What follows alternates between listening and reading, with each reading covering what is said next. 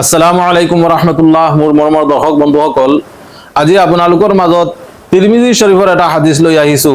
হাদিস নম্বৰ হ'ল 4015। আল্লাহ নবী মুহাম্মদুৰ ৰাসূলুল্লাহ সাল্লাল্লাহু আলাইহি ওয়াসাল্লাম ইৰশাদ কৰিছে, যেতিয়া কোনো ব্যক্তিয়ে দিন ৰাতিত 12 ৰাকাত সুন্নত নামাজ পঢ়িব, তেতিয়া তেওঁৰ কাৰণে জান্নাতত এখন মহল আল্লাহ তাবাৰক ওয়া তাআলা বনাই দিব। এই 12 ৰাকাত কোন কোন নামাজ হয়? জোহৰৰ ফরজর আগত 4 রাকাত আর ফরজর পিছত 2 রাকাত সুন্নত, মাগরিবর ফরজর পিছত 2 রাকাত সুন্নত, ইশার ফরজর পিছত 2 রাকাত সুন্নত আর ফজরর ফরজর আগত 2 রাকাত সুন্নত। এই 12 রাকাত সুন্নত যে ব্যক্তিয়ে ক্ষতি নকৰি পঢ়িব, আল্লাহ তাবাৰক ওয়া তাআলা জান্নাতত তেওঁৰ কাৰণে এখন মহল, এখন ডাঙৰ এখন ঘৰ আল্লাহ তাবাৰক ওয়া তাআলা বনাই দিব।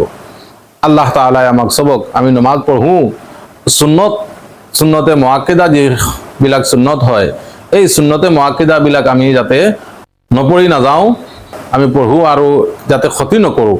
আমি সুন্নতে মুআক্কিদা যিবিলাক সুন্নত হয়, সুন্নত নামাজ হয়, নপঢ়াকৈ আমি নাযাওঁ। আমাক সবক এই হাদিসৰ ওপৰত আমল কৰাৰ তৌফিক দিয়ক। আমিন।